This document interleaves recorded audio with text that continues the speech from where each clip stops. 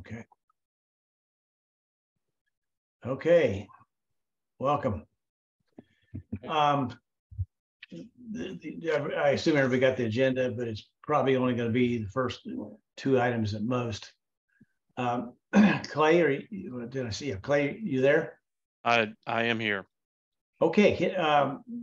Keith had this great idea of a logo, and you build upon that by adding that you contracted or you have a resource for artwork to Do there is a guy that's in the group. He is locally in Memphis, and he's actually in the Memphis Astronomical Society, but he likes doing a little bit of more DSLR, wide angle type of shot. So he knows exactly what we're about because he likes to do that himself, and he also does graphic design.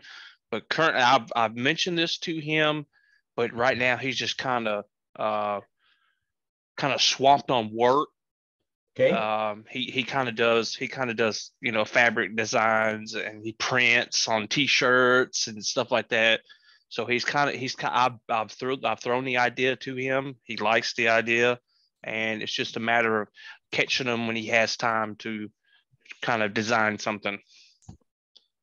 Okay. Well, I mean, a couple of thoughts here. One, I assume everybody saw Alan's come back to that and say where the mass fits, which is kind of play on word, which is really good. But also, mild-mannered engineer coming up with that name. Great name. But Steve, I can't believe y'all took it. I think it's no pun intended, very well. But Steve does this for a living, and you've done at least some preliminary thoughts on this or work on that, or Sarah has. No, I've been too busy to deal with it, but my daughter did. Do you have anything that you want to share? Yeah, she's got some ideas. Okay, I assume everybody's good with it. Kind of like the company, our group has its own logo and name, and be something that we can have fun with. Yeah, I'm definitely good with that. Yeah. Okay. So Norm's still at work, but that's okay. See, Ann joined us.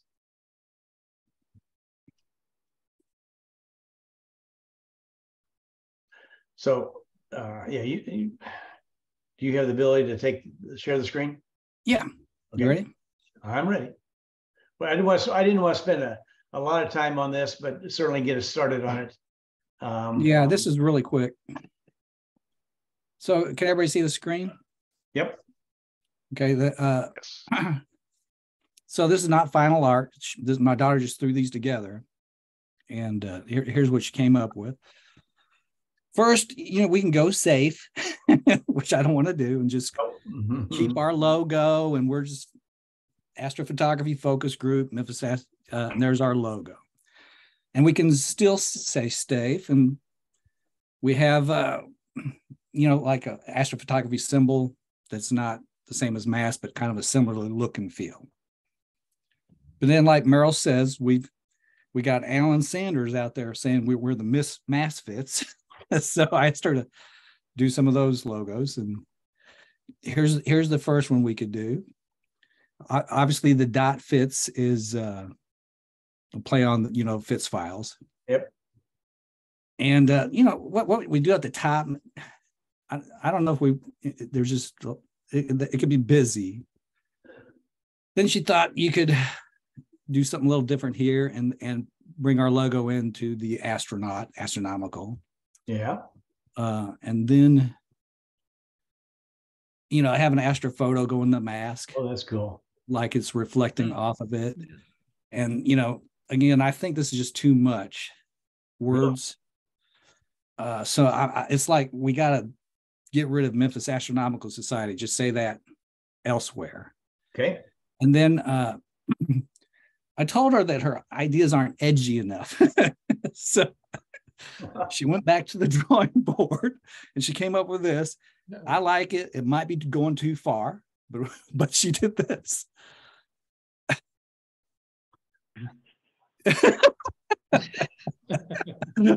Misfits Astrophotography Group. And, you know, the biker dudes would say, I don't want to mess with those Memphis Astro boys, you know. So, and then back off, chess club. That's right. And then she says, yeah, we're too symmetrical. You know, we're the Misfits. So she wants to maybe go off center a bit. So anyways, I'll put a PDF of this on the Slack channel just for everybody to look at. And these are like, Merrill will tell you, we welcome all ideas. Yep, absolutely. More the better. Steve, for the Memphis part, you could just put like little map of Tennessee with a star over in the southwest corner. That way, people that little image would just go, hopefully they know where Memphis is when they see the, you know what I'm saying? Instead of spelling out Memphis astronaut, you just have the map of Tennessee with a little star. You know, and I've seen that before. It's like, oh, that's Memphis. Let's talk about that on Slack channel. Okay.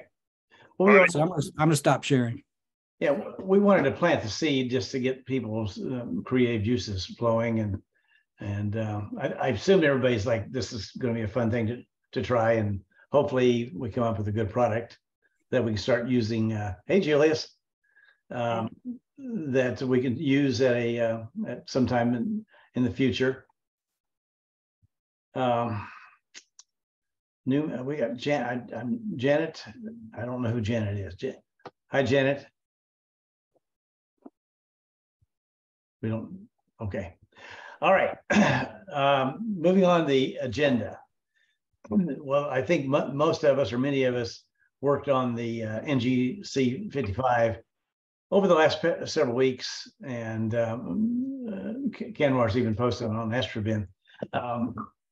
I've spent several hours yesterday and several hours today in between contractors, and have some thoughts around how to approach it. And so what I might suggest is, let me kind of tell you what I did, and then let's work on it as we go. And we have to February 12th to have it submitted. Brent, are you aware of what we're doing? High level, but I can catch up. Well, the Astro Imaging Channel had a part of their program the last several months. They want entries. Terry Robeson is one of the big photographers or astrophotographers in Australia, and he provided the data. And you see his work many places. And so their objective is to people to submit, and then they're either going to pick one or pick several to say, here's how you did it. And it's always amazing. I've seen these before. Same data, the outcome looks just different by different processes. There's many ways to skin the cat, if you will. So let me just, like I said, let me just propose that I'll start the process, and then you guys jump in and tell me how you did it differently, and we can go from there. So can I have control of the screen now? Steve? Yeah, I can. Okay. Let's see. What is it? All right. Can you see the screen? No. Can you see my screen? Yeah. Anybody? Yes. Okay. If you remember, the first thing I do is to find the target. I mean, what's out there that we can use I can use to do my work on. So I'm always looking at that as a reference to say, okay, how do I get there? And so that's what I've been targeting the last number of days. And how do I get rid of this bar that's, oh, there it is. So I'll show you what, after this, I'll show you what the best I've been able to do. So I guess it's stop sharing and then pick another one. This is my best. Well, no, that's not it. Sorry. let's go back again. Stop sharing. Wrong one. Pix Insight. This is the one. I took it into Photoshop just to put my little star spikes on it just for fun. So that's the best I could come up with, as close as I could to Terry's. The first one I showed you, I'm sorry. The first one I showed you was Terry doing it with his data and his how process he did. And so I spent hours trying to get to as close as I could to get to Terry's. And it's semi-close. So how did we get there? And let me get this out of the way. What did you individuals that worked on this, how did you start off? What'd you start with? Anybody? Well, I can say I didn't get very far because I tried the dynamic background extraction and I got nowhere near what that example image had when they did it. So that's something you have to learn. You mean the RGB? I mean, yeah, I agree that the loom they had, or that Terry put on there, if you did it for me anyway, they had that right at the very top of the screen or top of the frame had a white, some real light gray, I should say, that was really, really difficult to get off. And so I said, well, okay, he gave us the RGB 2x2 bend and the HA and the loom 8.5 hours. I said, why not just start there? I mean, I did it 16 different ways, and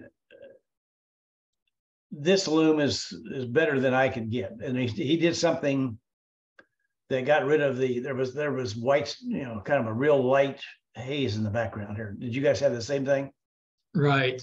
Yeah, then it looked like it had some stripes along their left-hand side. Yeah. Well, yeah, down here. Yeah, so, their loom was not impressive. Yeah. Their loom did not have a lot of detail. Well, but I just took, I mean, I can get the galaxy about the same, but getting rid of the I don't know what light leakage or whatever it was on the frame, I just had to move the black point up far enough that it just hit it. So I said, well, let me just use what they did or what he did. And so let me go back here. And this was the original from him. And that's, I got to move you guys out of the way here as I get to screen transfer.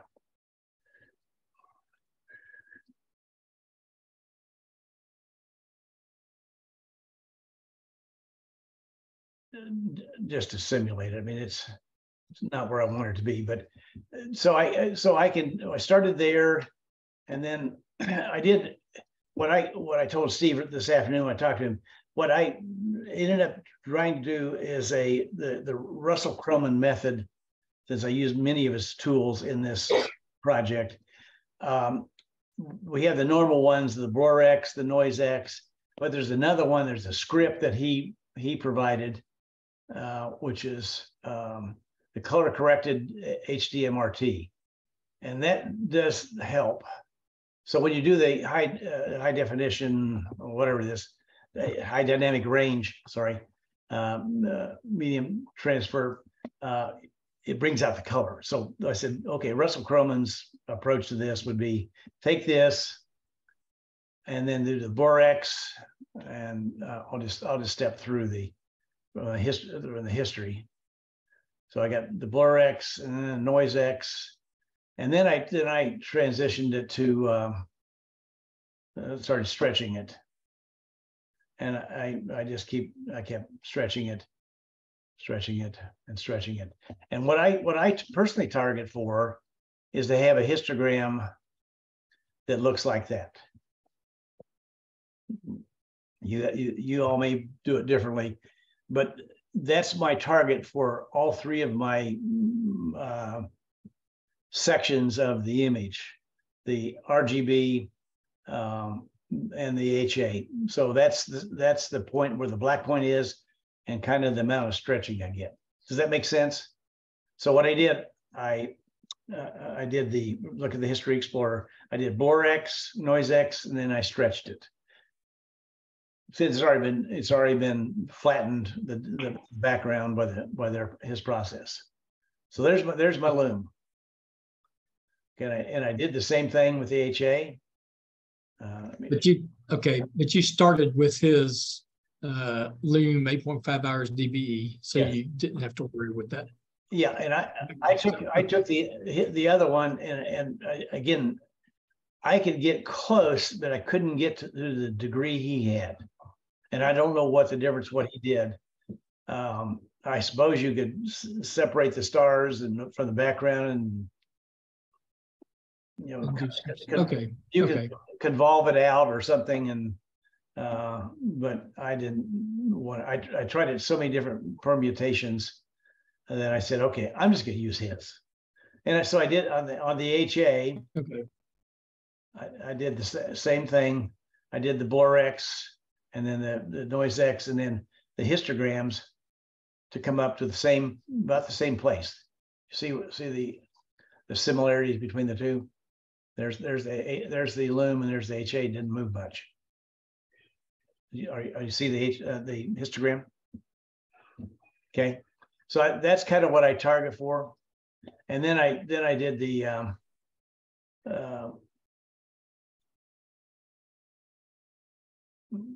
started off with the RGB, whatever the heck it is, right here, and that's kind of what he started out with. It's not stretched, right.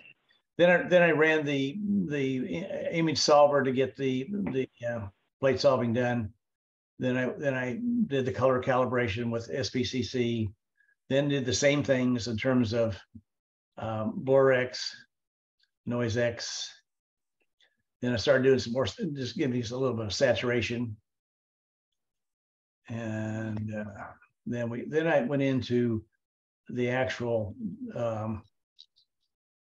stretch, and that's the first stretch. I'll skip down to this one, and then I switched over to ArcSign to do a little stretch there, and a little more tweaking on the stretch, so it came to the same place. If you look at my loom, about the same. So to me, it comes out with about the same contrast and the same brightness on all three of them. It just seems to work better that way. Okay, then I did the LRGB combination where I moved where I put the luminance into the RGB. And so there we have the beginning of how do we get the HA into it. Could you go through the LRGB combination? Sure. Because when I did that, it was horrible. I had beautiful images, and then I did the combination, and I got nothing. Okay. Part of it, Ann, might be that Merrill set up those curves on the RGB to be close to the on the initial state. That's where I discovered I had the same problem, man. And I think Merrill just answered it by he's looking at the curve of the luminance. So you mean the histograms look the same? Yeah. So he put them in a similar place, and I think that's where I'm falling apart.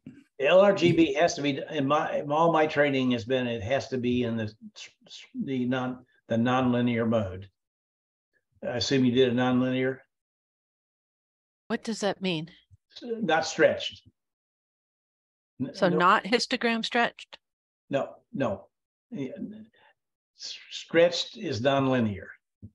Linear is what you take it off the camera. Okay. If you go, so you just did a histogram transformation, right?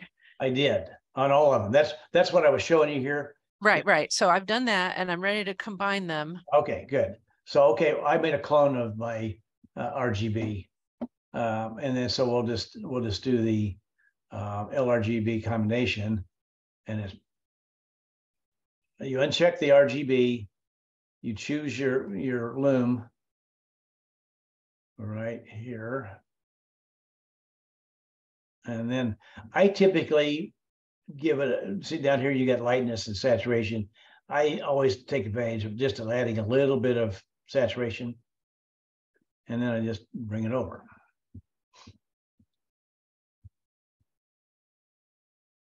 So what it did, you see, still linear, right? Go ahead. I'm sorry. Is it still in linear? No, it's not. It's all this is all nonlinear. Okay, got it. And see what you saw, I mean, before and after. This is after and this is before. See how the blues got a little bit brighter. Let me zoom in a little bit. So it just got a little bit more intense. Yeah, when I did it, the whole image goes black and I just see like red and green pixels. And okay, it sounds like, are you sure you've actually stretched you stretched all the components? I mean, the RGB and the loom? I thought I had, but it's been a couple of days. I'm pretty sure I did because I was following the process, but it may be that I didn't get them to look similar like you did. The histograms didn't look the same. I have trouble doing histogram stretch. Half the time it works, half the time it doesn't. And it's just my skills that need polishing. I've watched so many videos and it always works perfect in the YouTube videos, and I try it and it doesn't work. Well, let's see. I would say if you're getting the different green or red channels, then go to the STF, unlink the channels, then click the nuclear button. It should clear up everything. Well, so you're saying she's got like that? Is that what you're saying? Yeah, I think she's double stretching. Okay, that's what you're doing. Is that what it looks like? No, yes, so just turn it off. Turn what off? Okay. Well, first, let's determine, is that what it looks like? No, it looks completely black. Black. Okay, but it's not stretched. Yeah, if it's black, it's not stretched. Yeah. And if it's all blue or all green, that means you have to unlink the channels, then stretch it again. Okay, I'll work on that. That's what it sounds like. It's at least one of the components is not stretched. And Meryl, put your mouse over the link over there on the screen transfer function so Ann sees where that is. That down here? It's to the left, the chain. Right. Oh yeah, and I know how to unlink the channels. Okay, good. Yeah. Oh, here. Oh, okay. Yeah. That's what you mean. Okay. So, but when you do a histogram transformation, is that considered stretch? Yes. Okay, then yeah, they're stretched. I'll just have to keep trying. Sorry, keep going. This is really interesting. No, let me try something here just for fun. We'll go back in time on the loom and just see what happens here. See if we can simulate what we're going to go back to here, and I'm not going to mess with stretching it. I mean, dang it. Anyway, we'll do the LRGB with that. Let's assume just pretend that the loom looked right. Now, and so we'll do the unstretched loom.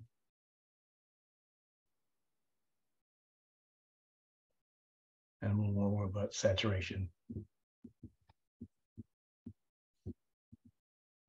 Like that? No? Hey, Ann, I can't hear you. There you go. I wasn't watching what you did, but that's kind of what it looks like after I try to add luminance. Yeah, okay.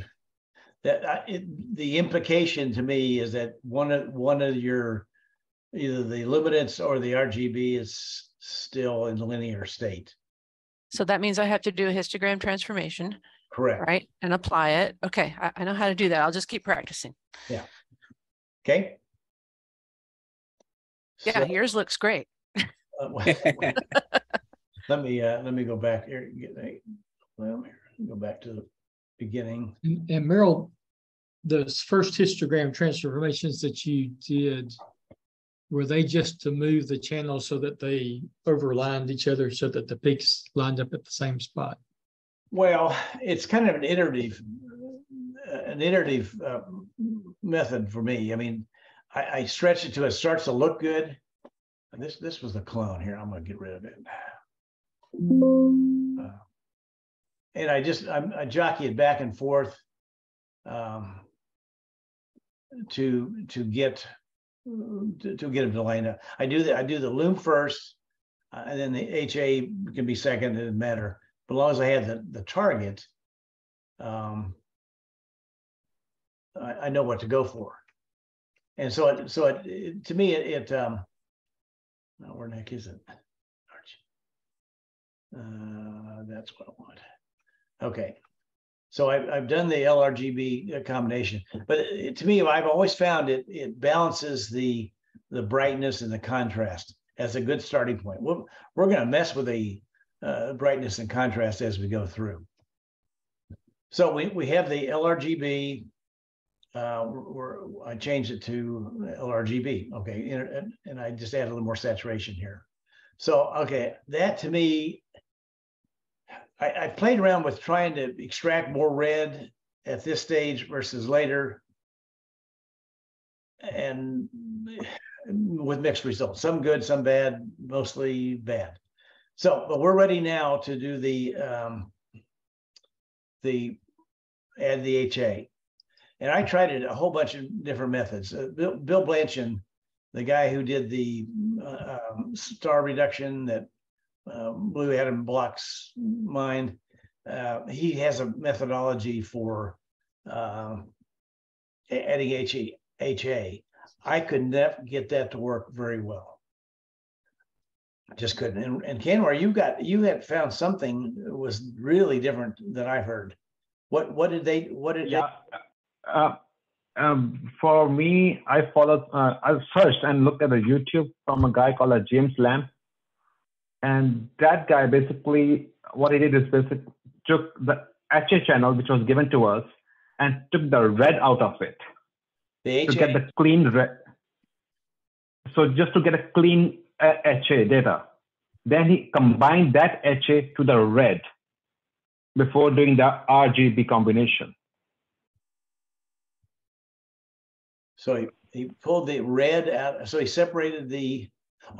He took the red and separated. Yes, because the HA would have some red, right? So what he did is basically took the HA and deleted all the red. Well, I get a clean HA. But I think HA is mostly red. It's actually in the red spectrum.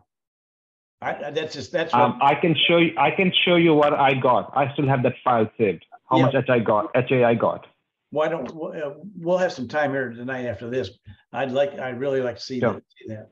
Okay, so let me. Yeah. So I tried around several different methods, but I ended up going to the script that is here in the Portapix Insight, and I won't go through it right here. I'll show you what the results were. I can find it. Combination. This one here. No, this one. No, I've got so many doggone. This is not it. It's that one. So I took this and then I added the went to they call it the channel combination, but it actually is in our NB RGC, the narrowband RGB, and so it came out with that right here, and we're keep on going down. Dang it, this is not right. I'm not looking at the right screen. Sorry, this is the one I wanted. This is when I first added the HA into it. You start to see the red come out, the HA come out, but also you see the red on this the outside here. Can you see that? Well, yes, I can. Yeah. Okay. Well, so what I didn't do a DBE on the RGB or the HA. Didn't think I needed to because the frames look pretty flat. So I said, well, let me extract red. See if I can get the background flat. So I did a dB of that, and I was amazed how much red was in the background. That was just uneven. So okay, so that to me really helped get the final product to where I wanted it to. No, close. I'll close this down. So then it came up to, then I came up to the thing I really worked on for the balance of the process to get to here.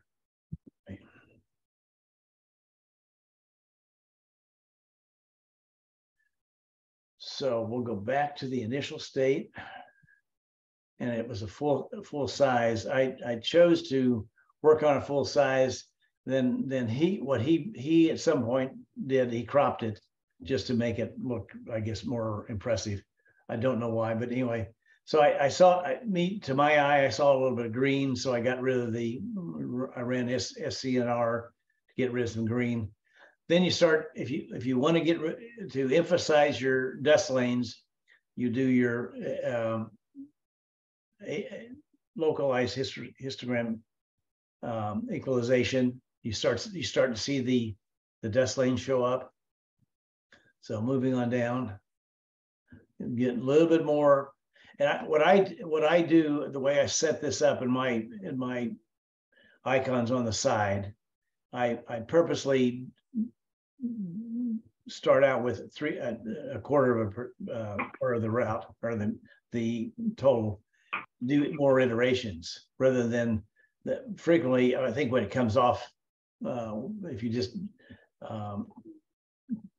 took it from the process script up here, it would be 100%. I'd rather do more iterations of it. So when I stored it here in my icons, I just stored it as a 0.25, so I don't have to remember. Anyway, you can see where the dust lanes are starting to show up. I think everybody can. Right? Yes? No? Thumbs up, everybody? Yeah. Okay. Dust lane's looking good. Okay, so we're starting, and so then the next Russell Croman tool that I use, which I was looking at some videos from Adam Block. It's a script. It's called Color Corrected HDMRT. And what it does, it does the high dynamic range adjustments in a very controlled manner, and it also brings out the color.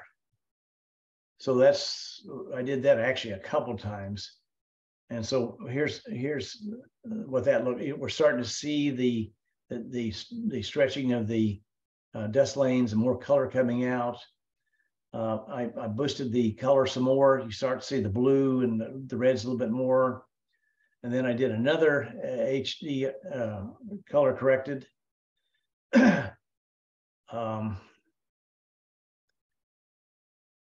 Then I started saying, okay, how do I get more red in it? And so without blowing out the background. So how do I do that, guys?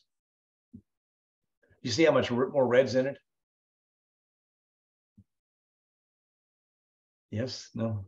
Is that when you make the mask to go over just the galaxy, so that's protect the background? Exactly.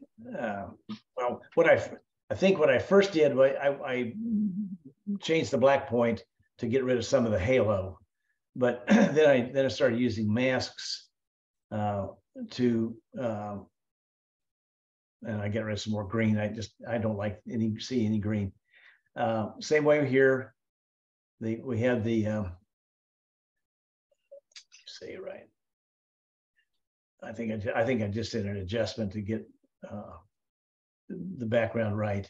Then I did the crop. Am I on the right one? Yep, I guess. There we go.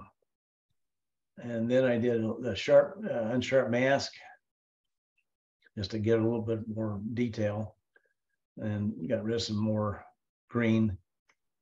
then I did some more messing around, just some tweaking of saturation. And I did it. I did it to bring out the reds. See how the reds are starting to come out in the dust lanes. And yeah, that's excellent. And then I wanted to mute the blue. You see, and so what I did, I took the color saturation tool, and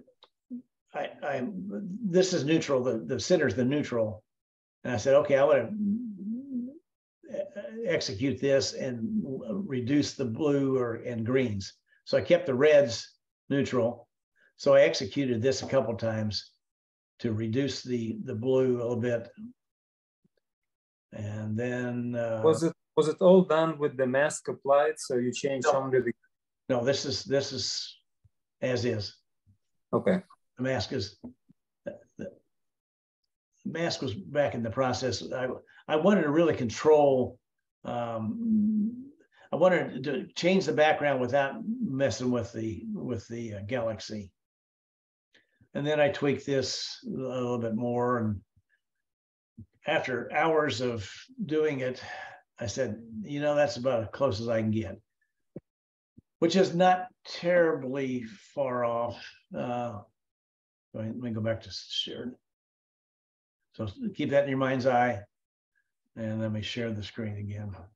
And which one is that? I think this is his. Okay, you're seeing it over here. You see Terry? Yeah, that's Terry Robinson's version. Right, yeah. It's Robinson. I could never get this. I could not get any red in this.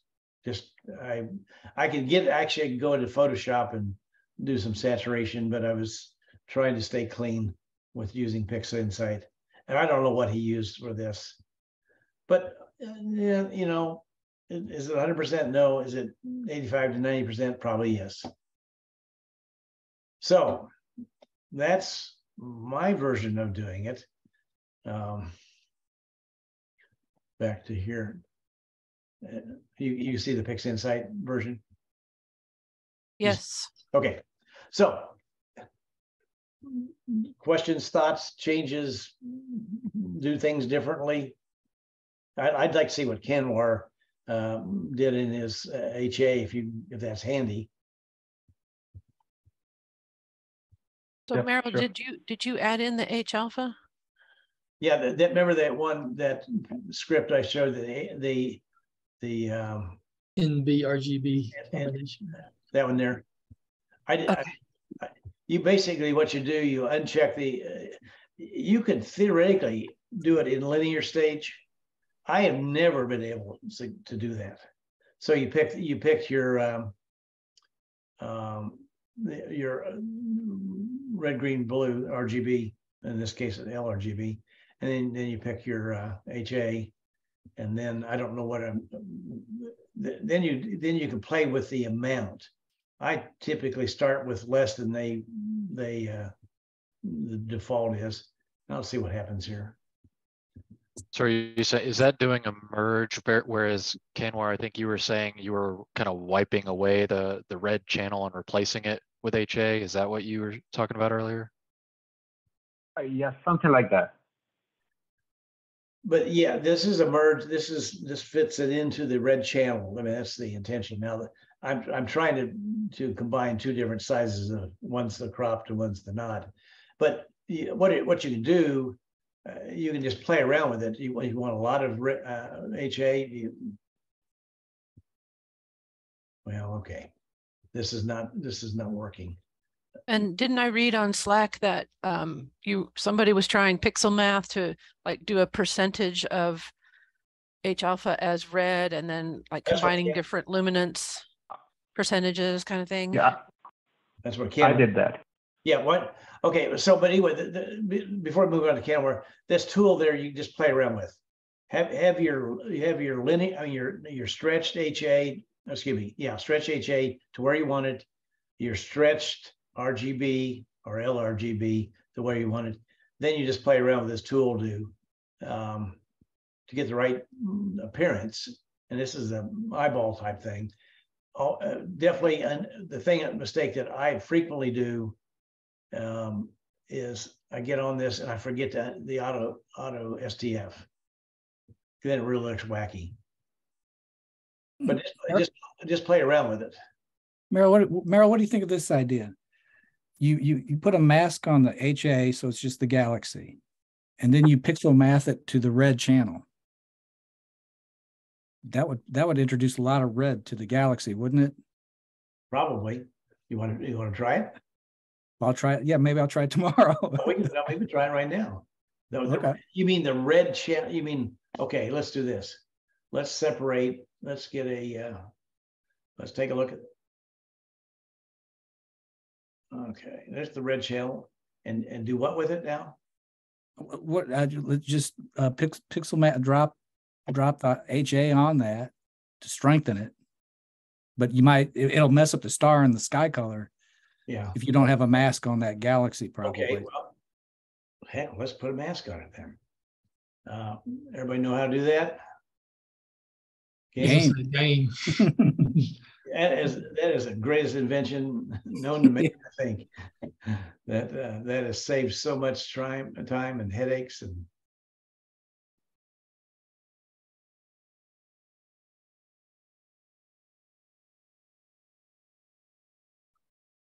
Now let's call that good. I'll make it a gradient edge mask. I assume everybody understands the difference between those two. The gradient edge is a lot more bright, but it has the gradient edges there as in its name. And the gradient mask just from the center out, it graduates. So we'll try the did you want to put it on the red or the HA? Put the HA directly on the red. Well, with the mask on the red. Yeah. Okay. Okay, we got the mask on the red. Okay, and then here's the HA. Oh, we don't need it there. It's my pixel math. So HA. Let's do it full strength first of all, mm-hmm. And then. Okay. Create a new one. Here we go. And then we'll have to combine the channels. You can see the it's already blown out, but let's do it. Yeah.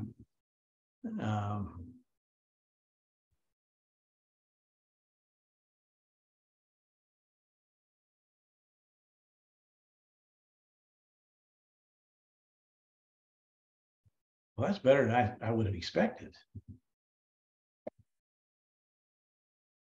Interesting. Even though the red channel looks like it's right here is really blown out. Oh, I'm sorry. Wrong. I didn't put the right red in. I put the. It's amazing. It looked like it's supposed to. That's I didn't use the right one. There we go. Now we'll see what it looks like. There you go. There's where the red really comes out. Yeah, too much. Well, you can play around with it. I mean, basically, I think most of these tools are basically pixel math in the background. So what you do? I'm sorry. Go ahead. In that one, it looked like the mask didn't work. Well, you know it. That's a good point. What did we do wrong?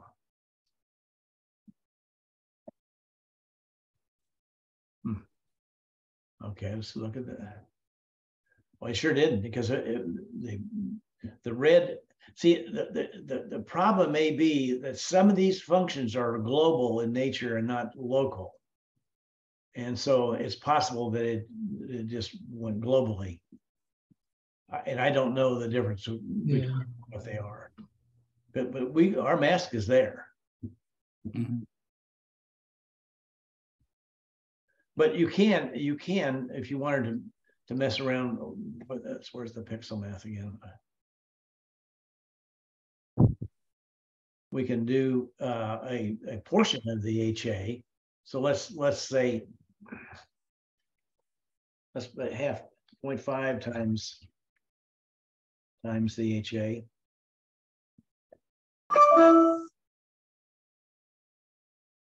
Plus the red. Okay, we're going to create another one here.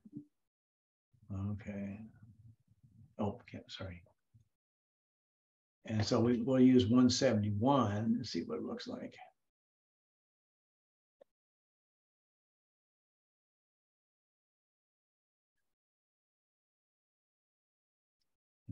I'm looking right at 171. I don't see it. I don't either. Okay, pick let's start again. We want this channel.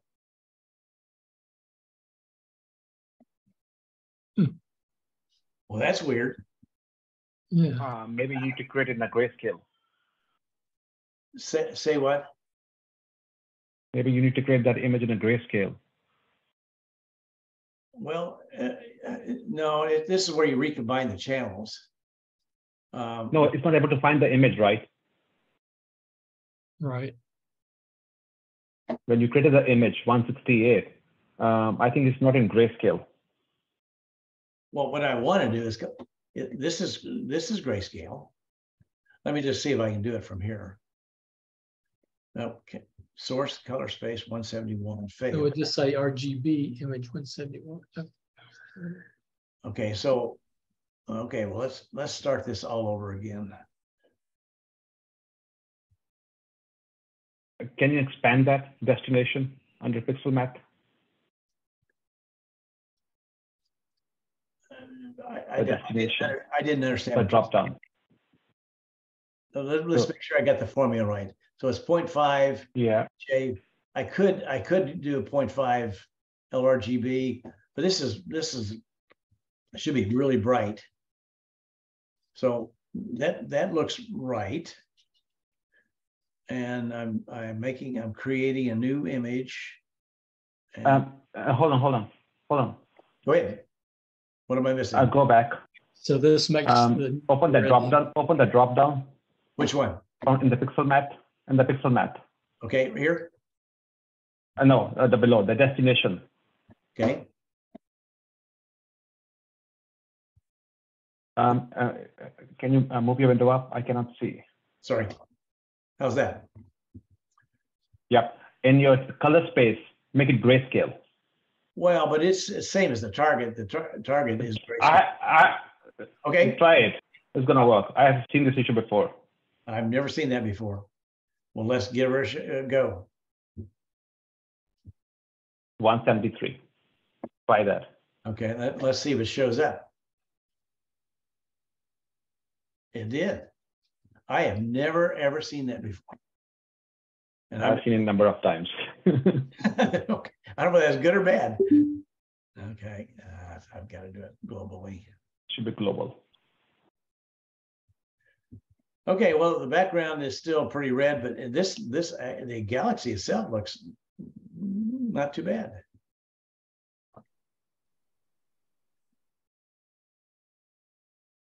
Okay, well, we played around with this now. I'd like to see Canmore's process for that.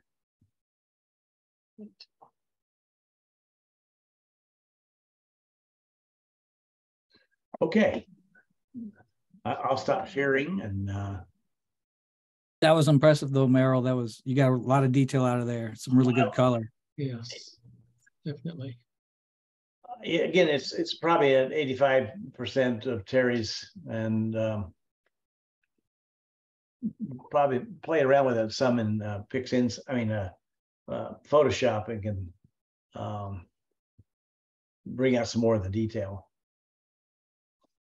Let me know when you can see my screen. I can see your screen. The one with the pixel side, right? Yes, looking good, Canmore. Yeah. Yep. Yeah. So this was my luminance after doing everything before combining with RGB. That looks like you took it from this. This is the 8.5 hour. No, Okay. the original. Because you can see it real faintly. You can see some of that, whatever he had in the frame.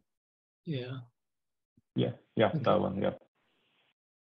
And this is the HA that I took it out from the red, that using that pixel math. Okay, we'll go through the math there, because that really looks different. Hold on. So I made a note of it. Okay. It was basically the HA channel minus R red into S. S is like a constant that you can adjust how much you want to take it out. Okay. For me, the number came out 0.12 for this image. Like if I could go like less, I was getting more of red. Why don't you show the pixel math? I mean, do the pixel math. It's not working right now. That's the thing. I don't know why. I forgot how I did it. I had a note. That's the reason. Okay. I had a note. I had the video which I looked at to see how to generate it. I will send you the link for that video. But this is how it works. Okay. Yeah. And once we get the HA back, this is what I got. And then I had to add the HA back to the red channel, which was this. The red plus the new HRA minus the median of new HRA into some constant. Don't ask me what are those constants. He tried to explain everything. I was not. I'm just, okay, I'm going to do what's good for me. Yeah, well, if it works, it's the right way. Yeah, I didn't have that much time to understand what he's trying to say because it was midnight. I'm like, just tell me. For me, the constant came up 2. I think he did it for 1. For me, the 1 was not giving me a good red, the good HA in the red. So I tried 2. The only way you can find out is when you do RGB combination, you stretch it out, then you see the red, how much red it will be. So you have to go through all the steps. Okay, so the outcome of this is the red channel that you put it in the RGB. With red channel with HA data. So yeah, I don't have to add it later. Yeah. But then you just do the normal RGB combination, do the stretching. And yes. Interesting. Stretching and then add the luminance. I think for the luminance, I ran this. Where is it? HDR multi-scale. From phone, spam risk. Yeah. Yeah, and that's where Russell Croman's, at least Adam thinks that his script does a better job of pulling out the colors in it and getting the high dynamic range applied. Yeah. Yeah. So you might want to try it. If we've almost beat this to death, but I'm done with this. I spent so much time into it. I'm done. So have I. That's why that's why when I posted it, I'm like, I cannot touch it again. I'm done. Well, that's what I said many times. I've got, PixInsight, you can save your projects. And so I've got 6 or 7 saved that I can go back to. But yeah, I would say if you can't take that compared to Terry's, you got the red at the very upper left, but it's overly blued. You might be able to take the like I did on the color saturation and just reduce the blue, and you might be right where you need to be. The previous one which I did was RGB combination. I kept it white so I could give a color later on. But for this one, I think I added blue when I was stretching RGB using I think saturation in curves. That's when I gave it blue before histogram transformation, because I was doing stretching. Then I went to curves, increased the saturation to make it blue, then stretched. Well, I'm looking at Terry's on my other screen, and your HA components and your dust lanes look good. It's just way bluer than what he did. I mean, I like blue. You know, the old expression, God only knows. In this case, it's right. We don't Yeah. they don't actually know what it looks like, but it's just our eyes and our tastes. But no, that's a good, Yeah, and the detail's really good. and I think for detail, I did a mask. I think I didn't use a BlurX on this one. On here, the whole galaxy, I didn't use a BlurX. I use a BlurX only on the stars. So I put a mask, inverted it, ran it on the stars. Why didn't you want to sharpen that galaxy? I did just with this one, local histogram equalization with a mask. I found tried BlurX.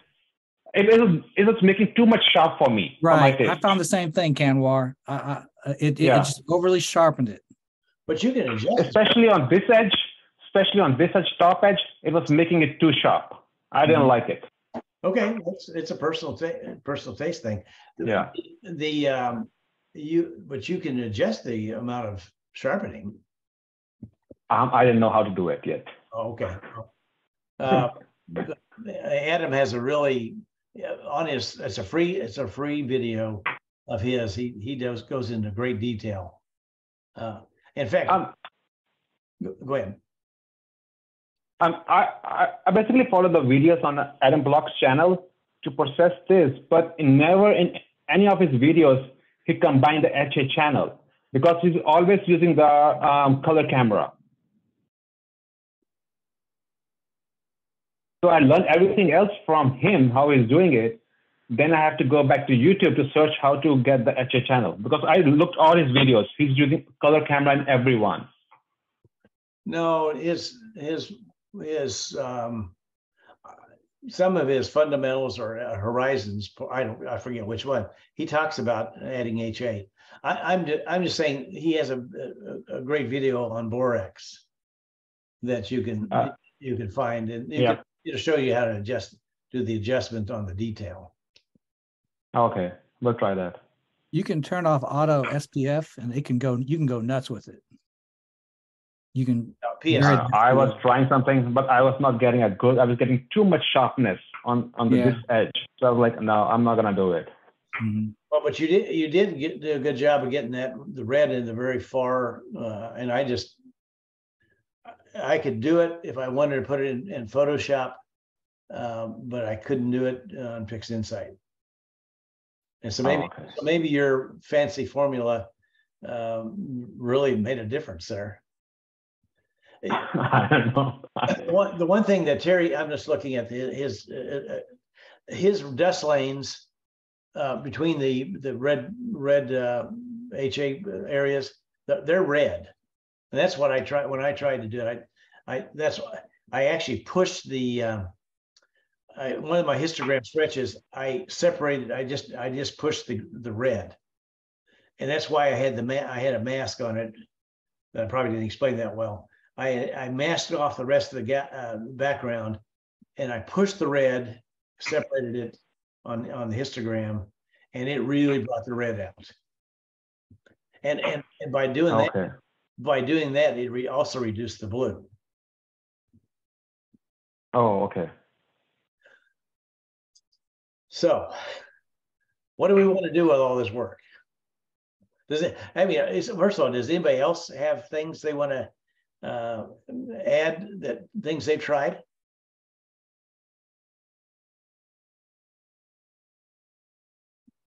Anybody? I'm still trying to figure out histogram transformation. Sorry.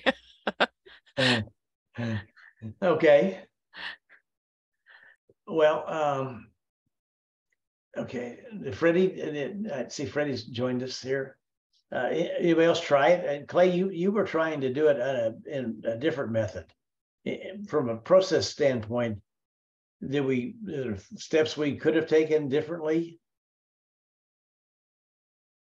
So far for me, I'm still like AstroPixel processor. I've not even messed with PixInsight.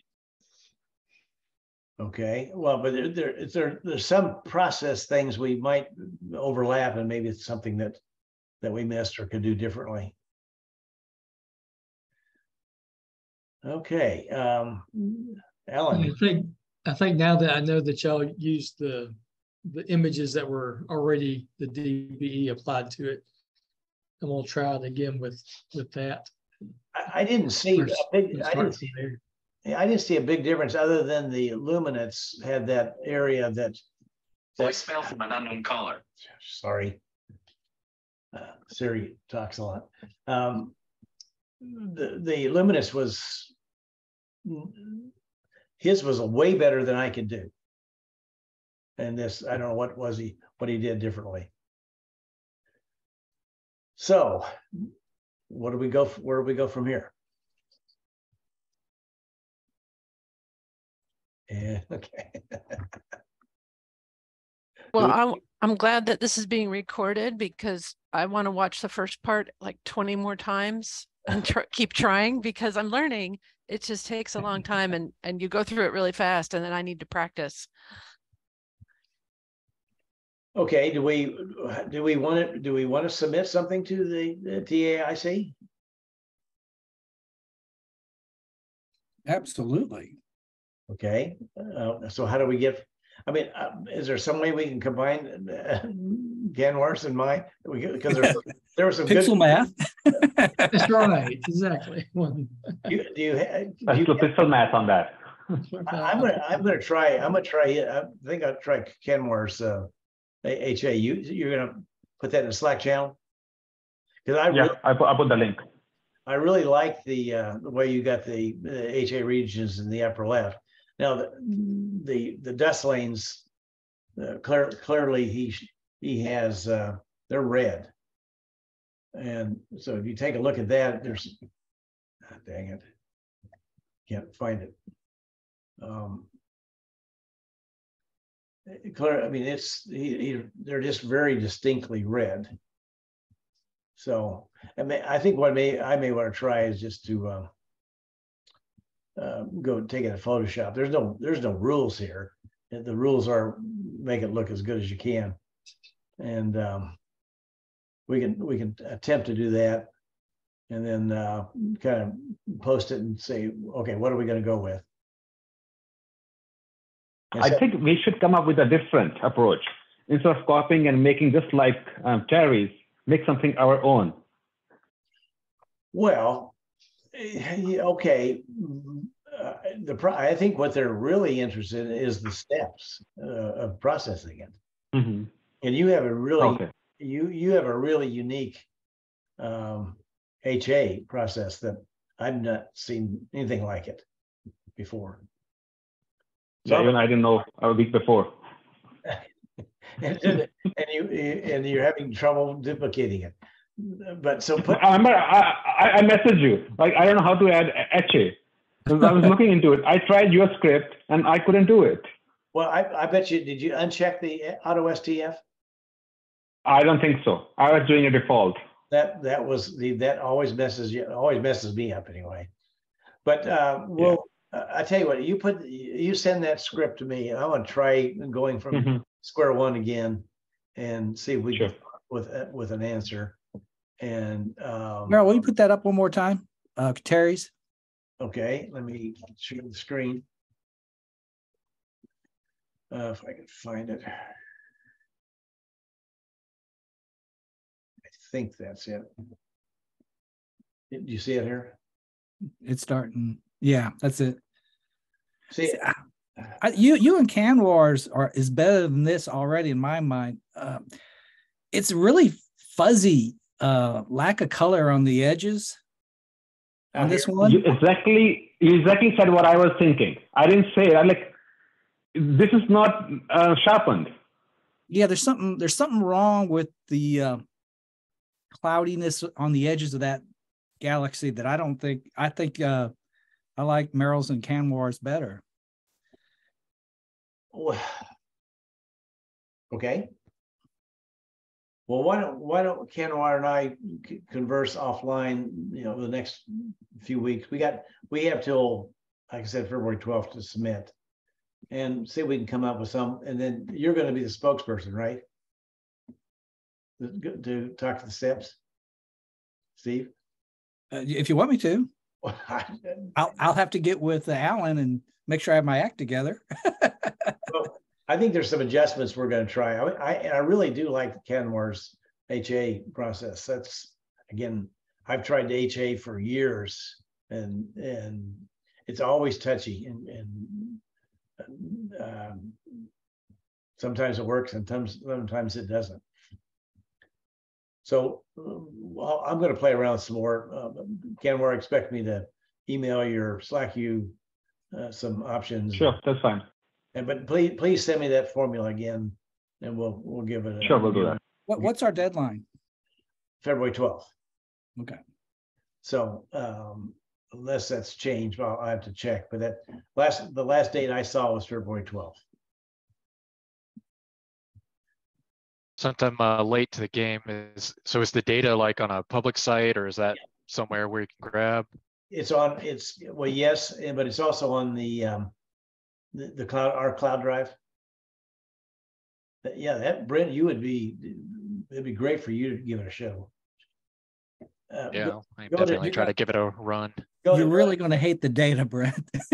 The data I got plenty of bad data, so. Canwar, what did you think of the data? Oh, it's so bad. It was so bad. I couldn't believe it. When they were like, it's not professional. Like, really? Well, I thought my data was bad, but this is something else. You got to understand that's why he's giving it away. Right. And so exactly right. But it's on the cloud drive, and I forget what the name of the Astro imaging channel. Yeah. Okay. No, you can do that, but you can go to our cloud drive, our MAS cloud drive, and then sign on, and it's in one of the folders that that you can download the data from there. So we look at the agenda. Is there anything else we want to tackle tonight? It seemed like somebody had something they wanted to ask. I forget. Before we start, the next topic that's on the agenda is Canwar showing us how to do his HA that he's got won awards for, right? So, am I still sharing? Yes, I can see your agenda. Do you see the agendas? No. Yes. Okay, you just see the agenda. Okay, I mean, if you think Canwar was actually prepped to do a presentation this meeting, but I asked him to let us work on this NGC 55 instead. We can start that do that next time. Is there anything else we want to attempt to tonight? So I had a quick question I posted in the Slack. I'd be curious, given the big comment for this month, if anybody has some guidance, or is anybody going to try to capture it? A comment. Are we going to have a night? Yeah, well, that's the other question. Because this thing, it's over late January. It starts to fade again. And I'm looking at the weather. It's not too promising. But if it's there, I'm going to try to get it too, Brent. Tomorrow night is looking clear. The seeing's not great, but we're going to try and do a thing at Rhodes because it's predicting clear skies. Yeah, what were your two questions, Brent? I forget what they are on the comment. Oh, I don't remember if I had specific ones, but I've done comments before, but they've never turned out quite as nice as everybody else's. So I'm trying to figure out, like, what's a good exposure? Like, what should we be aiming for? Like, I know a lot of people are doing just like a ton of quick ones, and are they tracking on the comment, or are they tracking on the stars around it? Just trying to figure out best practices and what might have worked for anybody that's done that here. Merrill, do you track the stars when you go after comets? Have I? No, I've never done anything like that. You should not. So I think if you check all the pictures, the stars are always trailing when they capture the comets. okay. So you track to the comet. Yeah, I think it depends on the mount, how fast the mount can flew. Mm-hmm. Yeah, when That's I've what I ever think. done it before, so I've tracked on the stars, and then when I use Deep Sky Stacker, it's got a method that it can kind of trick it, put it together. Yeah, I've done it yeah. once with a big scope, and I tracked on the stars, but then when you align it, you can align on the comet. And I guess you could, we have PixInsight now, you could mask out the stars and then just add the comet back to one image with stars or something. That's a good idea. The Adam Block, he has a video on this, and it's a star tracked comet that he deals with.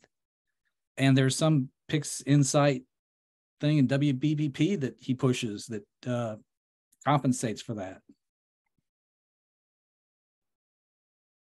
I watched that video, but he explains how it is processed, but he does not explain. I couldn't find the video of his or anybody else that explains how to take images. Mm-hmm. So, I mean, do you need to take two images? One is a series of images to capture the stars and whatever other objects happen to be in the field of view, tracking on the stars, and then separate set of images capturing the comet itself, and if the mount can slew on the comet, of course. And then you process stars separately, comets separately, and combine them. Well, those are great questions. I don't know the answer. Yeah, I was trying to find out for the same reason, if we get the good weather to go out and try it, but Well, I think most mounts aren't going to be able to track on the comet, right? Because they're set up to track at a sidereal rate. So you take a lot of images tracking on the stars, but then align to the comet and get a nice image of the comet and extract that. And then you could align to the stars and just keep the stars background and put your comet image on top of that. If that makes sense. Yeah, go you back do to composite. that question.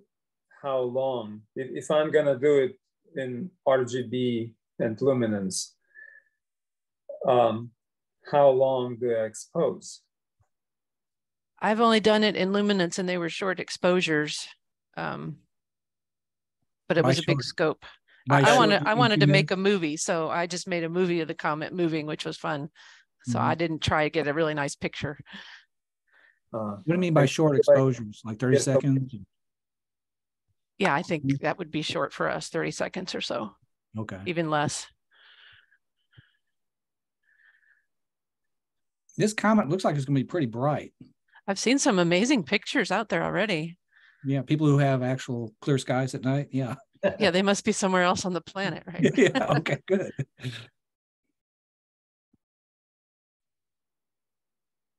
And I think I finally figured out this histogram transformation. So thank you. This has been an hour well spent. Oh, good. Okay. If there's nothing else more tonight, we can call it good. And Ken, where you can teach us the narrowband imaging next time. Sure. Okay, cool. And I'm looking forward to your formula so I can play around with it. And we'll figure out something. The mass fits will submit something and see if they'll do something with it. Okay. Anything else for anybody? I see Rick there. We have a second to talk about BAT. Well, it's up to you. Yeah. Sure. Okay. Yeah. So I know in the Slack group. Why don't you explain what BAT means? In the Slack group, I mentioned BAT, which is Big Amateur Telescope. Thank you. Now, there's a YouTuber called Astro Biscuit, and he has a large group of people that will take their telescopes out and collect data on a target. And once they've collected, all of them collect data, then they all combine it all together to make one image. Now, they will have like 300 something hours invested into one image. I'm not wanting to steal their idea, but I kind of like what they're doing, because there can be a great image side to this, and it can also be a scientific side to this. Now, recently, I don't know, if y'all follow other astrophotography groups, but there was a French and German astronomer that decided to collect 100 hours on M31 and actually found nebula around it. Yeah. I don't know if anybody's seen that. Yale University is looking into it. It was amazing. The Dragonfly telescope array, once they get their systems up and going, they're going to investigate into it. So there could be, if we all collect data on certain targets, who knows what we could find once we invest 100 plus hours into certain targets. Now, I'm pretty sure in BAT, they all have different size telescopes that they're using to collect data with. I don't know exactly how they would all combine all the data at different focal lengths, but it seems like they're doing it some way. Or is their sky all the same? I know, like, if I start combining my data with Merrill's, I'm going to be dragging him down. Well, possibly, but they're spread out through the UK. There's some members in the United States. They're all combining, this data to create 300 something hours of data on certain targets. Well, can we collect it locally and then combine it locally? I mean, this WBBP does a great job of combining stuff. Steve, what do you think?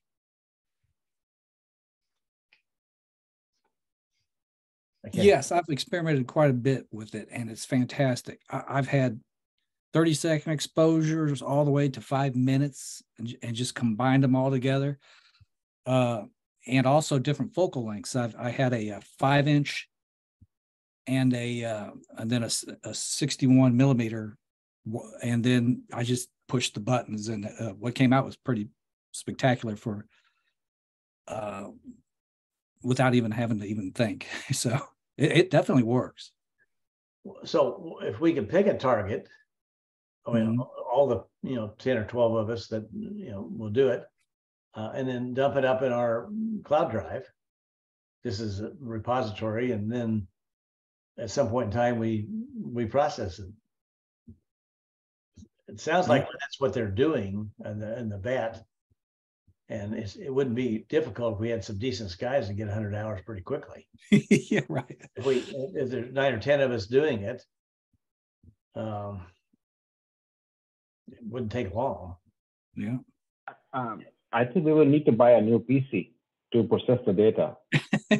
That's right. Well, Merrill's got a fast one. We'll just give him the data.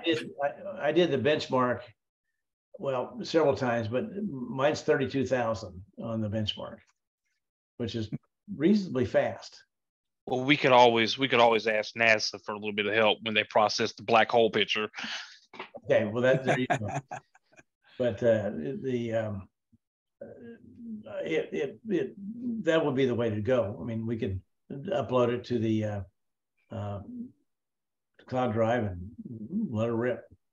I just like the idea simply because, on a scientific side, we could find something and, and we all, had the data processed, into one giant image, said and done. Who knows what we could find?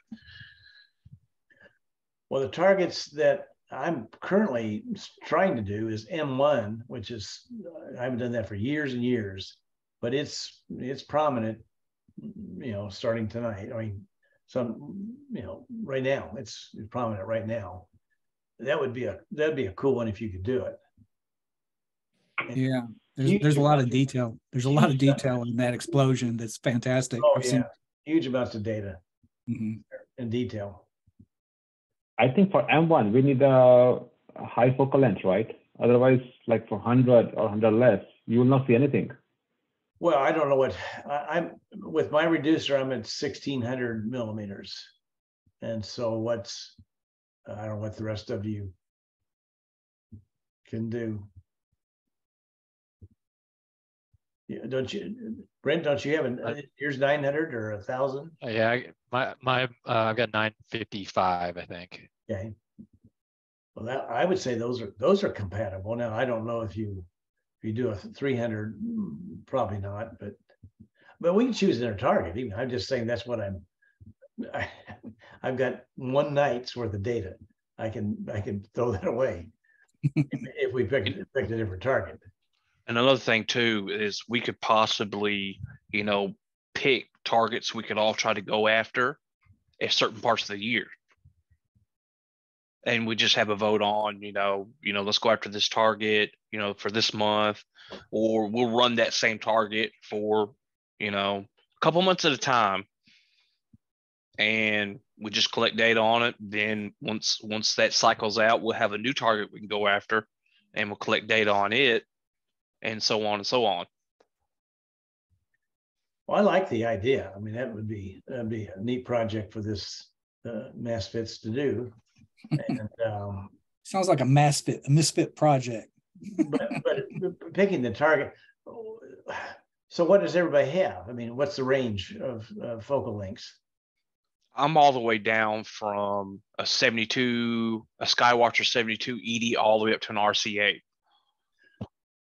Okay, what's the focal length? I'd have to look at the data on the RC8. I'm not 100% sure. Yeah, I got about 450 and 950. 450, 950. Anybody else that's going to participate? Alan, what do you have? But I'm just getting started. But you're learning. You're learning. I'm learning. I got 350, 850. How much? 350, 850. 358. No, one is 350, one's about 850. Oh, okay. But I got an 8-inch SCT, but I don't even hook that thing up for astrophotography. It's just I can't get it to work. So it needs to be a reasonably big target, is what I hear. Because the M1 it actually is. It's pretty small, isn't it? Well, not for no. I mean, what I do, I use CCD Commander that I actually only use the middle section of the chip, which then it looks like it's a big portion of the chip. So it looks, so if I use the full frame, yeah, probably small. That's what we had pick a big target. So it's like you kind of bend it.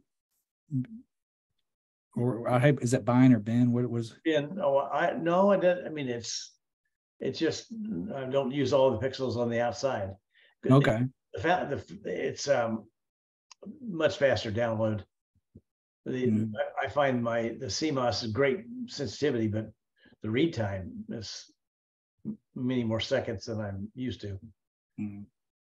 Okay, Clay, do you have a recommendation? I know you had said one time M42. Yeah, we could. I mean, that's something we can start on, but I think during the winter months that it's definitely a very popular target. Okay. How about the Running Man next to it? And that's kind of an in between. Horsehead. I mean, we got the Rosette Nebula. I'm good with all those. I've been wanting to get M42 personally, anyways, because I've never really gone after that. Really? Mm-hmm. Okay, there it is. Okay, so do we want to ponder this a bit, or do you want to say this is something worth trying, or it really kind of takes more than just one or two of us doing it? Right. It takes. Does anybody else have any interest doing it? I would, but M42 is way too big for our scope. Isn't that the truth? Yeah, that would be my problem. But Running Man's too big for your scope, Am. Yeah, and I haven't mastered mosaics yet. that would be the answers. You have to do mosaics. I mean, I can get it in probably two to four sections, but the 950s would be perfect, or 900s for that type of a thing. But is that what you got? Took the one behind you, Brett? Yeah, so 900, and then that one would have been my 400-ish. Okay. What about Horsehead? Is Horsehead small enough for the big scopes? Orion's out. We can look it up. What's the size? Yeah, it says Horsehead is 8x6 arc minutes. That's a great size target to me. Yeah, that would work. So the shorter focal length guys, what do you think? Well, from my current setup now, I have the Skywatcher 72, and I think was reduced, it's 360. Then I have a Skywatcher 100 ED, and it's 900. Then the RC8 is 1600. Wow. Well, 1600 would be good. Yeah. Okay, but it takes, again, this sounds to me like it's a collaborative effort of a whole bunch of folks. So if it's just one or two of us or three of us, we can do it. But is that something this group wants to do? I already have like 20 plus hours of data on Horsehead. I can give you that. 20 hours. How many hours? 20 hours. On the Horsehead? Yep. Well, we might use it.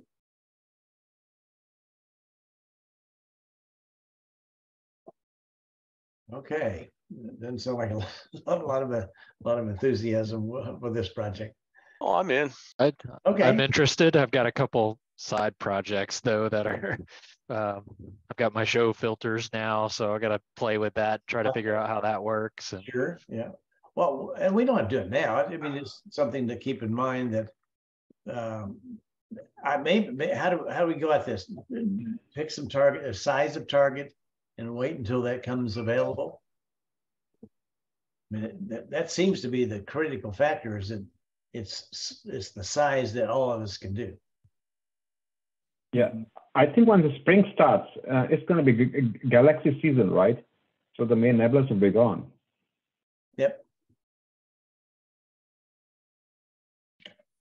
Well, I mean, if we all collected at different focal lengths, I mean, didn't you say we have a program that could, stretch and, combine them all together?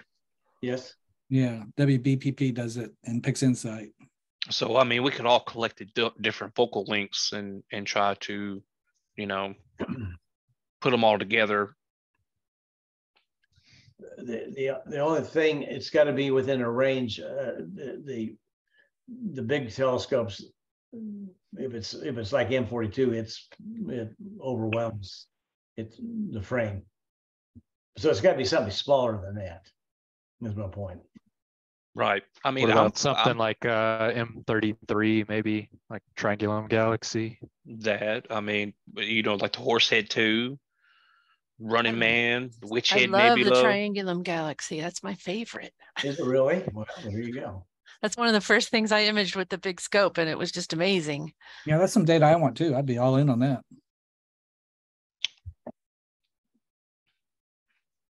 Okay. Is it, how much do you have on Triangulum? You probably have 20 hours on that too, don't you? No, I did that like an year back on my color camera. I have around 8 hours. 8 hours, okay. Yeah, but Yeah, I think that's a winter target. That's gonna go away.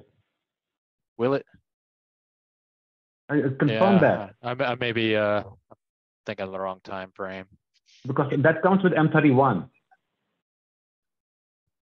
What constellation is it in? M33 is at its peak right at 11 o'clock tonight. Looks like. No, is that right? Yeah. No, excuse me, at 5 o'clock tonight. So it's declining, if you will. From a yearly standpoint, the peak time would be like looks like December 1st. I'm using Telescopius here to see that. Yeah. But that's a good size. I mean, that's a good target. Well, that's actually huge. 1 degree by 41 minutes. It is one of the biggest galaxies out there. Yeah. Which one's that? Triangulum. 33 and 33. Yeah, I'm just looking on Telescopius if my little red cat can pick up anything. The horse head looked like the sea monkey on mine.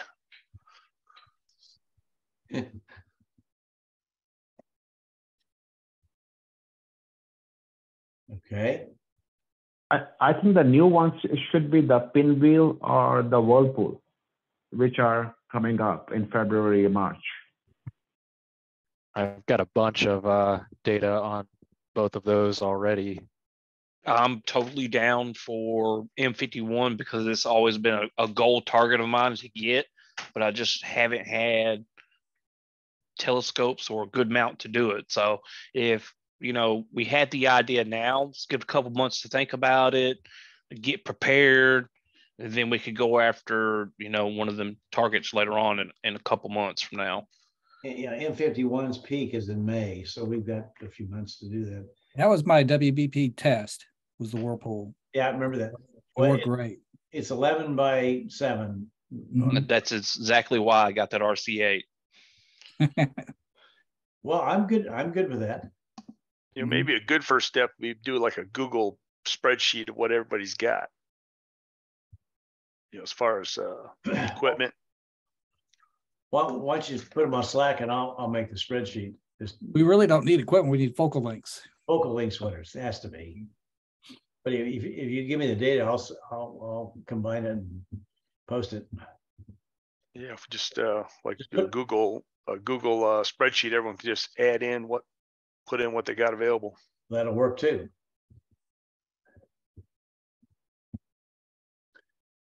Okay, somebody want to set up the Google spreadsheet?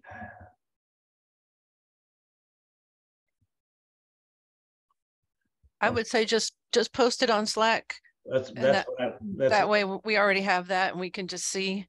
Yeah. And I've got a 3.5 meter, so I can put that.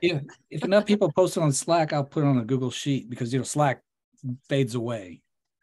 True. Well, yeah, we need to put on Slack then to capture it. Yes. Yeah, I'll capture that. You just copy and paste. It's not a big deal. What fields do we need? We need focal length and what? Well, does pixel size of your camera matter? To calculate the field of view, you would need to know the size of your sensor and all that. So, right, does that matter? That should matter too, because Telescopius. I'm just looking at what Telescopius asks to make a preview of the picture here. It's got the size of your sensor, your binning, your focal length, and some other. We should probably capture exposure times. If it's 2 minutes, how many subs? It should be also the color or the mono. Yes. Yeah, color or mono. That's good. Mm-hmm. And filters. If anybody does any HA filters.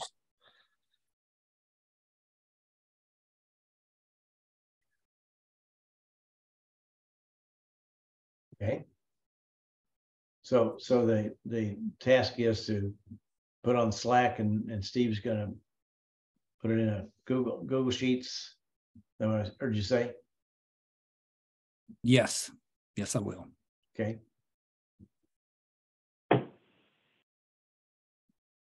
Okay. Well, it's been over an hour and a half together. Great time. Oh, I have one last question. I'm sorry, I forgot. How do you, so I've been trying to figure out how to save from PixInsight to get it into a JPEG, and that process is not going smoothly for me. I can save it as a TIFF and then open it up in Photoshop and turn it into a JPEG. Is there something I'm missing? Yes, you're doing a save as, and that's not an option for you? Well, I can save it as a JPEG, but I lose all the information. It's just like horrible looking. Well, yeah, because that's what JPEGs do. Yeah, Okay. you're moving from 32 bits per channel to 8. So that's what you're seeing. The TIFF is the lossless, and anything, JPEG, you lose. So people were posting their JPEGs, right? Because didn't Steve say save it as a JPEG and post it on Slack? And they all look so great. And I tried to save it from PixInsight and it was horrible. So I don't know. There's a quality setting that you can kind of toggle up and down. So it usually starts pretty low. It's been a minute since I looked at it. Yeah, you want to be highest quality they let you do, Ann. Okay, I'll try it right now and see. Yeah. It doesn't really give me an option. It just says the JPEG format does not support the sample data type used by this image. But do I want to continue? Yeah, go ahead and continue. Then you gotta. Oh, now it says quality and I have a slider bar, so I should max it out. Max it out. That's the best you can do. Okay, maybe I just haven't been maxing it out. It was close, but not quite. I will say this: does it give you a PNG? I'd have to go back, but maybe I could do PNG. Okay, PNG would be better because it's lossless as well. JPEGs, the reds it wreaks havoc on reds. Yeah, you can do a PNG. Yeah, the problem with the PNG is it might be a little bit too big. It's just so I would do both and just see how big it is. PNGs tend to be a lot larger. But why not just use TIFF then if it's going to be large? Well, TIFF is even bigger than PNG. Is it because you're worried about the posting it to? I mean, I just was, a lot of places you can't do a TIFF, so I was just like, oh, how do I save a JPEG? And I Googled it and got 25 different answers. But now I understand. So thank you. This group is really awesome. I've just finished the processing of this and it actually looks decent. So in just an hour and a half, I've learned a ton. So thank you. All right. Well, great. And now I'm going to save it as a JPEG and post it on Slack. Yeah, let's just post it. I posted something I was not happy with, just to get it out there. I want you to be sure to use Canwar's formula though. No, I just did the narrowband RGB because that's the first thing I want to try. But I've done lots of pixel math because we do narrowband imaging. So I understand how that works, but I'm curious to see. Yeah. It sounds like Canwar lost his process at sometime at 12 midnight when he was just fried. His brain was fried. He just lost. It's not fried. I have done galaxies before, but I never kept it HA. I always did LRGB. So for me, it was new. And I couldn't get any information from anywhere. I need something. I need to do it and sleep. I recently did a helix nebula. We did hydrogen and oxygen. So I did an HOO image and it came out okay. I did not have BlurX at the time. So now I'm going to go back and redo it. Yeah, BlurX and NoiseX are two very powerful. Oh yeah, I mean, it makes life so much easier. Helix is another good target. That's a really good target. 17 arc seconds. Yeah, it's great for our field of view. Yeah, for me too. And I would say it's for the even shorter focal lengths. Let's see what. I think Helix should not be available right now. That's in October is peak. Yeah. So maybe later on. So what did we say? The one we were on? Oh, M51. M51 could be a good one if we plan ahead and do it. Because 10 to 20 hours each times 10 of us, that's a lot of data. That's a lot of data. You were talking about M31. Somebody was talking the HA and it. If you look at Devon's, he had 51 hours or something like that of data, and you could see the HA out in the outer reaches beyond the galaxy. It's amazing. That 100-hour one was very prominent. Yeah, it was spectacular, wasn't it? Yeah. I have 6 hours of data on M31 that I'm going to work to make it 100 hours. just by processing. I'm not going to capture anything more. I'm just going to tweak it so much. All right. Anything else, guys, for the evening? I can't. I want to see what the bottom part of your shirt says. What part of this don't you understand? Yes, okay. It's an what it is. It's an old 3-stage vacuum tube amplifier. So it looks impressive, but people don't see these out there anymore. So okay, I say we adjourn, and Kenwar and I'll do some work on the NGC 55 and see what we come up with. All right. Great. And Brent, get the afterburners going. We want you to, you might want to do that in Photoshop. So yeah, I got to dust off the brain cells after being MIA for a couple months. Yep. And Alan, thank you for taking notes. But we'll have to involve you in the final product.